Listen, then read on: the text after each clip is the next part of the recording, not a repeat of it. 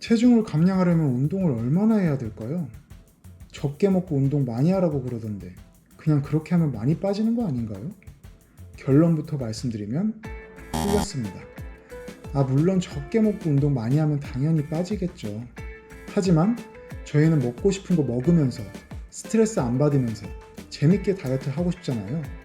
그래서 제가 먼저 경험해본 토대로 110kg에서 80kg까지의 빼는 과정과 그 과정에서의 꿀팁, 노하우 오늘 다 말씀드리겠습니다.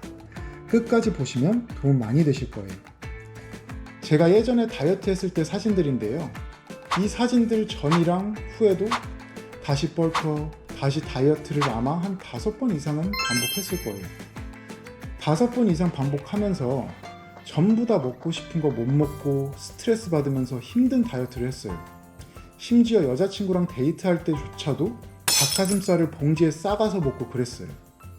그거 말고도 다이어트를 했는데 근손실이 심하게 났던 적, 뻘컵을 했는데 그냥 살컵이 됐던 적, 제 몸에 그런 데이터가 많이 쌓여 있어요.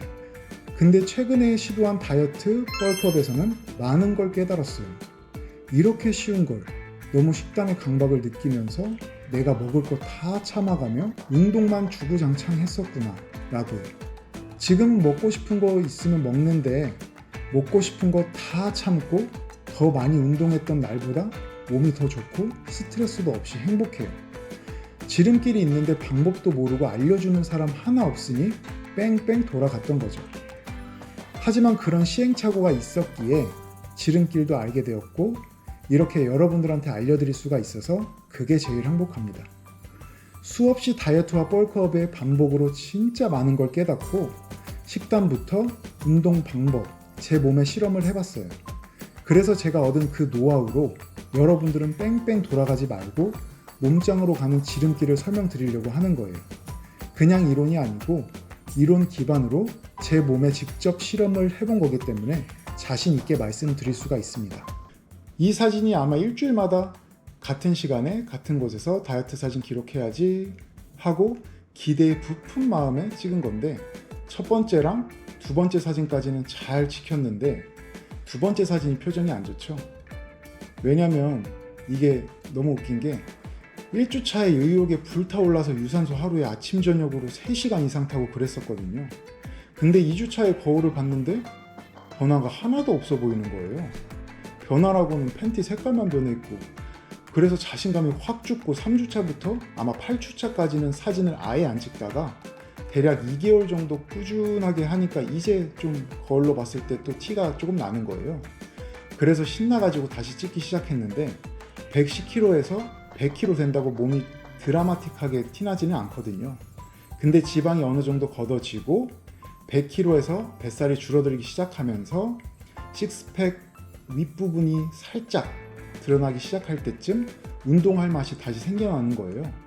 그래서 다시 유산소를 빡세게 타고 식단하면서 뺐는데 제가 하루에 유산소 많이 타는 날은 4시간도 타고 했거든요.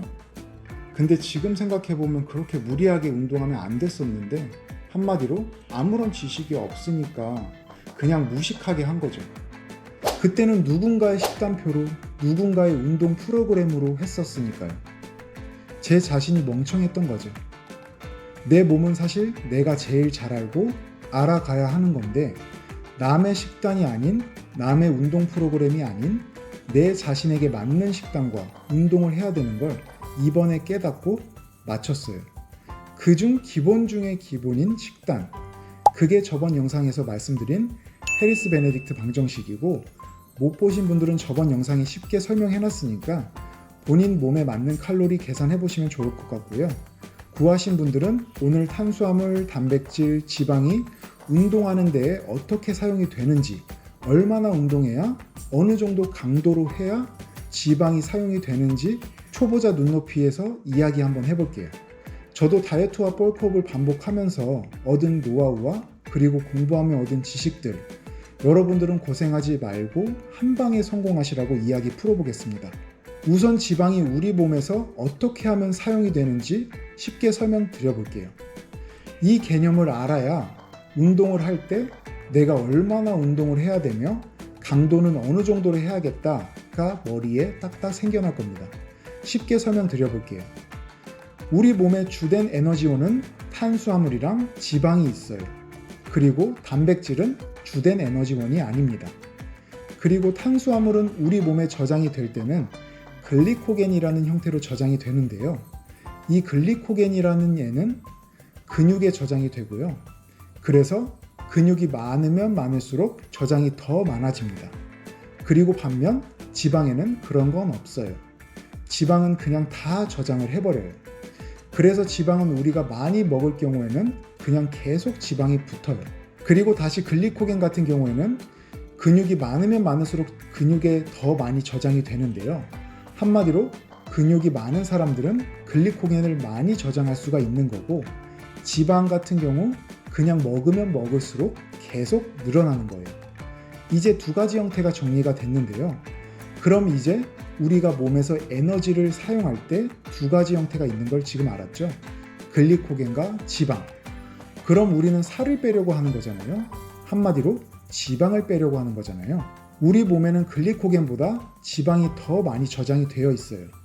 물론 아까 말씀드린 대로 근육이 많으면 많을수록 글리코겐이 많이 저장이 된다고 했지만 지방에 비해 현저히 적은 양이에요. 운동 시 에너지를 공급하는 가장 중요한 두 가지 원천은 글리코겐과 지방입니다. 우리 몸은 글리코겐을 보존하기 위해서 평소에는 지방을 함께 사용하며 글리코겐을 제한적으로 사용을 하는데요. 활동량이 증가하면 지방 사용량도 증가하지만 글리코겐 사용량은 소폭 증가하는 경향을 보입니다. 이러한 에너지 공급 방식은 유산소 운동에서 주로 발생을 하는데요. 지방이 가장 많이 사용되는 운동 유형이 바로 유산소 운동입니다. 반면 짧은 시간에 고강도의 에너지가 필요한 웨이트 트레이닝 시에는 빠르게 에너지를 공급할 수 있는 글리코겐이 주로 사용됩니다. 즉, 유산소 운동은 주로 지방을 에너지원으로 사용을 하고 웨이트 트레이닝 시에는 주로 탄수화물의 저장 형태인 글리코겐을 사용한다는 뜻이죠. 따라서 어떤 운동을 하느냐에 따라 탄수화물 또는 지방을 에너지원으로 선택적으로 활용할 수가 있다는 겁니다. 운동 강도는 최대 심박수의 60에서 70% 정도로 하는 것이 지방 연소에 효과적이고요. 그래서 60에서 70% 정도가 어느 정도인데 라고 생각하시는 분들이 있을 것 같아서 말씀드리자면 약간 빠르게 걸어서 숨이 차기 직전 정도라고 생각하시면 될 것 같습니다. 다이어트 하겠다는 헬린이 친구들 헬스장에서 보면 살을 빼고 싶다는 목적은 명확한데 웨이트 트레이닝만 1시간 하고 집에 가는 거예요. 이처럼 방법이 잘못된 사람들이 굉장히 많아요. 하지만 저희는 위에서 탄수화물이랑 지방이 어떻게 쓰이는지 알았으니까 잘 배분하면 좋겠죠? 물론 웨이트를 하지 말라는 소리가 아닙니다. 당연히 웨이트 운동을 하지 않으면 근육 생성이 되지 않을 뿐더러 유지도 되지 않고 몸에서는 근육을 사용하지 않으면 필요 없는 것이라고 판단해버리기 때문에 치워버려요. 근육은 몸에서 열량을 많이 소비하는 녀석이기 때문에 몸에서는 좋아하지 않는 거죠. 그래서 헬스가 너무 지루하고 이제 막 시작한 헬린이 친구들한테는 저는 이렇게 말해줘요. 식단만 먼저 내가 알려준 대로 바꿔보라고요. 그렇게만 해도 뚱뚱한 사람들은 5kg에서 10kg 정도는 빠져요. 제가 그랬거든요. 그 이후 본인이 살 빼는 거에 재미가 붙으면 먼저 물어봅니다. 다음에는 뭐해? 그럼 그 이후 웨이트는 짜여진 프로그램에 30분 정도만 하고 유산소는 50분에서 1시간 빠른 걸음으로 타라고 말해줍니다. 다이어트가 목적이니 지방을 연소하는 것이 중요하겠죠. 그 이후 몸 변화하는 본인 모습을 보면 저처럼 누가 시키지 않아도 하고 싶어질 거예요. 여러분들도 그런 날이 올 때까지 제가 옆에서 좋은 영상으로 계속 도와드릴 테니까 구독해두시고 몸짱으로 가는 지름길, 노하우 쉽게 얻어가세요. 내용이 혹시 이해 안 되시거나 궁금하신 점은 댓글 남겨주시면 성심성의껏 답변 드리겠습니다.